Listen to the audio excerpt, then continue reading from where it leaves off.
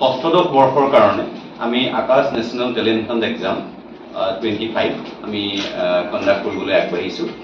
এই এক্সামটোৰ গোটেই যেনেকৈ নামটোতে সোমাই আছে যে আপোনাৰ অসম মানে আপোনাৰ নেশ্যনেল লেভেলৰ এইটো এটা কম্পিটিটিভ এক্সাম। তাৰমানে আমি প্ৰতিভা সন্ধানী পৰীক্ষা, ৰাষ্ট্ৰীয় পৰ্যায়ৰ এইটো এটা প্ৰতিভা সন্ধানী পৰীক্ষা।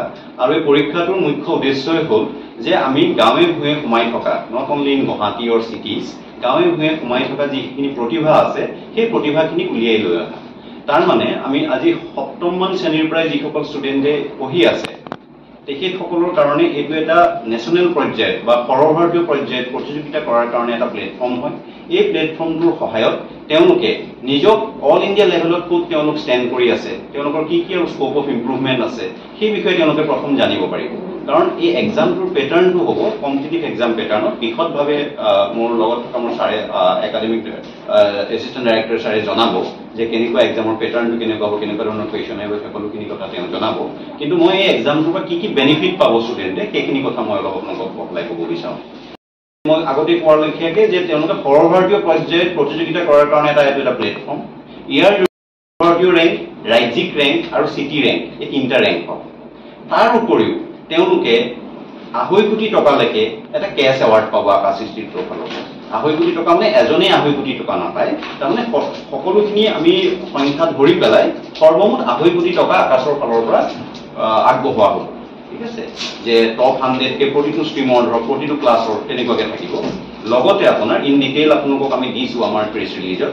লগতে তেওঁলোকে কোনোবাই যদি কাইলৈ আকাশ ইনষ্টিটিউটত অধ্যয়ন কৰিব বিচাৰে তেতিয়াহ'লে কমপ্লিটলি ফ্ৰী অফ কষ্টত 100% স্কলাৰশ্বিপ আগবঢ়োৱা হয়। যিটো সেই 100% স্কলাৰশ্বিপ হয় এইটো প্ৰায় 250 crore। সেই স্কলাৰশ্বিপ এমাউণ্টটো যদি আমি হিচাপ কৰোঁ আপোনাৰ হেৰিৰ হিচাপৰ পৰা মানে ফিজৰ পইণ্ট অফ ভিউৰ পৰা, তেতিয়াহ'লে এইটো প্ৰায় 250 crore হয়, 250 কোটি। ঠিক আছে, এইটো এটা ডাঙৰ exam. Last year almost 1 million student এই টেষ্টত অৱতীৰ্ণ হৈছিলে। গতিকে আমি ৰিকুৱেষ্ট কৰিম আপোনালোকৰ জৰিয়তে যে আমাৰ যিমানসকল ল'ৰা ছোৱালী আছে গাঁৱে ভূঞে সোমাই যিমানখিনি ষ্টুডেণ্ট আছে তেওঁলোক আগবাঢ়ি আহক। তেওঁলোকে এটা সৰ্বভাৰতীয় পৰ্যায়ত নিজকে কম্পিট কৰাৰ কাৰণে এবাৰ দি চাওক। কি ৰিজাল্ট আহে সেইটো পিছৰ কথা, কিন্তু তেওঁলোকে দিলে তেওঁলোকৰ এটা কনফিডেঞ্চ আহিব। কাৰণ তেওঁলোকে আফটাৰ দ্য এক্সাম যিটো এৰৰ এনালিচিছ ৰিপৰ্ট পাব সেই ৰিপৰ্টটোৱে যথেষ্ট তেওঁলোকক হেল্প কৰিব। গতিকে সেইকাৰণে আমি ওৱান্স এগেইন মই আপোনালোকক ৰিকুৱেষ্ট কৰিম যে আপোনালোকে এই নিউজটো যদি গাঁৱে ভূঞে লৈ যোৱাৰ ক্ষেত্ৰত আমাক সহযোগিতা কৰে, এইটোৰ পৰা যথেষ্টখিনি আমাৰ ছাত্ৰ ছাত্ৰীসকল লাভান্বিত হ'ব। ইয়াৰ পিছত মই আমাৰ এছিষ্টেণ্ট ডাইৰেক্টৰ ছেমিনাৰ কণ্ডাক্ট কৰাইছোঁ।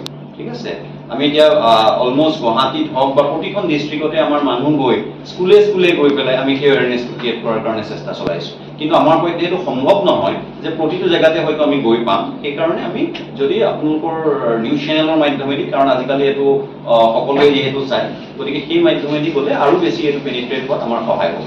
আৰু এনেই আমি জাষ্ট 10-15 ডেজ ধৰি আমাৰ ষ্টাৰ্ট হৈ গৈছে এইটো স্কুলে স্কুলে আমি গৈ এইটো বিষয়ে এৱেৰনেছটো ক্ৰিয়েট কৰা।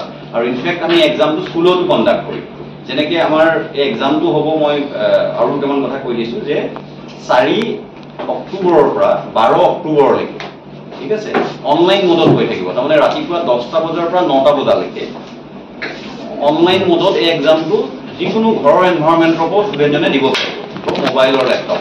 ঠিক আছে, আৰু অফলাইন এক্সামটো দুদিনেই হ'ব, 5 অক্টোবৰ আৰু 12 অক্টোবৰ। তাৰমানে আকাশৰ যিকোনো এটা ব্ৰাঞ্চত, আপোনালোকে জানে যে আমাৰ এইটো এটা আকাশ পাণবজাৰ ব্ৰাঞ্চ ইয়াতে আছে, GS ৰোড ব্ৰাঞ্চ যিটো আমাৰ বৰা ছাৰ্ভিচত আছে ত্ৰিবেণী কমাৰ্চিয়েল কমপ্লেক্সত, আমাৰ ধাৰাপুৰ ব্ৰাঞ্চ যিটো ধাৰাপুৰ চাৰিআলিত আছে, আৰু আমাৰ শিলচৰ ব্ৰাঞ্চ যিটো হলিক্ৰছ স্কুলৰ সন্মুখত আছে। এই 4টা ব্ৰাঞ্চত গৈ পেলাই ষ্টুডেণ্টে এক্সামটো দিব পাৰিব 5 আৰু 12 তাৰিখে। ঠিক আছে, আৰু অনলাইন মোডত দিবলৈ হ'লে 4 তাৰিখৰ পৰা 12 তাৰিখলৈকে কণ্টিনিউৱাছলি ৰাতিপুৱা 10টা বজাৰ পৰা 9 বজাৰ ভিতৰত 1 ঘণ্টাৰ চিট হয়, শ্লট হয়, সেই সময়ৰ ভিতৰতো তেওঁলোকে দিব পাৰিব। কিন্তু আমি ৰিকুৱেষ্ট কৰিম যে অনলাইনত যিসকলে বাহিৰত থাকে গুৱাহাটীৰ বা আমাৰ চেণ্টাৰ য'ত নাই সেইসকল ষ্টুডেণ্টে অনলাইনত দিয়ক। য'ত য'ত আমাৰ চেণ্টাৰ আছে তাতে তেওঁলোকে চেণ্টাৰত দিবলৈ আহক, যাতে তেওঁলোকৰ কোনো অসুবিধা নহয়। কাৰণ অনলাইন মোডত আমাৰ নেটৱৰ্ক কানেক্টিভিটিৰ কথা থাকে বা সেই এনভাইৰনমেণ্টটো তেওঁলোকে নাপাব পাৰে। গতিকে সেইটো কাৰণে আমি ৰিকুৱেষ্ট কৰিম যে তেওঁলোক ব্ৰাঞ্চত আহক। আৰু এইটোৰ কাৰণে যিটো আমাৰ এনৰোলমেণ্ট হৈ আছে সেই এনৰোলমেণ্টটো তেওঁলোকে ব্ৰাঞ্চত আহি পেলাই কৰিব পাৰিব বা নহলে বা আকাশ যেটো আমাৰ ওয়েবসাইট হয় আমাৰ প্ৰেছ ৰিলিজত দিয়া হৈছে সেই ওয়েবসাইটত গৈও তেওঁলোকে এনৰোল কৰিব পাৰিব লগতে অনলাইনৰ কাৰণে কৰিব পাৰিব অফলাইনৰ কাৰণে তেওঁলোকে ব্ৰাঞ্চত আহিব পাৰিব আৰু এই এক্সামটো হোৱাৰ 7 দিন আগলৈকে আমাৰ ষ্টুডেন্ট সকলে এনৰোল কৰিব পাৰিব আৰু অনলাইন এক্সামৰ কাৰণে 3 দিন আগলৈ অফলাইন এক্সামৰ কাৰণে 7 দিন আগলৈকে কৰিব পাৰিব তাৰমানে যেটো যোনে এক্সামটো 5 তাৰিখে দিব তাৰ 7 দিনৰ আগলৈকে তেওঁলোকে এক্সাম মানে এনৰোল কৰাৰ সময় থাকিব আৰু এটা কথা ইম্পৰ্টেন্ট কথা যে এই কোৰ্সটো মানে এক্সামটোৰ কাৰণে যেটো ফিজ ধাৰ্য কৰা হৈছে এটো 300 টকা ধাৰ্য কৰা হৈছে কিন্তু যদিহে ষ্টুডেন্টজন মেৰিটৰিয়াছ হয় মানে প্ৰতিখন স্কুলৰ টপ 3 টপাৰক আমি এটো ফ্ৰী দিছো সেই 300 টকাটো দিব নালাগে আগতে আমি ফ্ৰী কৰি দিছিলো এটো কিন্তু ফ্ৰী কৰি দিওতে কি হয় বহুত ষ্টুডেন্টে এপ্লাই কৰে কিন্তু এক্সামটো নিদিয়ে গতিকে সেই কাৰণে যিসকল সিৰিয়াছ ষ্টুডেন্ট তেওঁলোকে কাৰণ 300 টকাটো বৰ এটা ডাঙৰ এমাউন্ট নহয় আৰু সেই 300টো যদি কাৰোবাৰ অসুবিধা হয়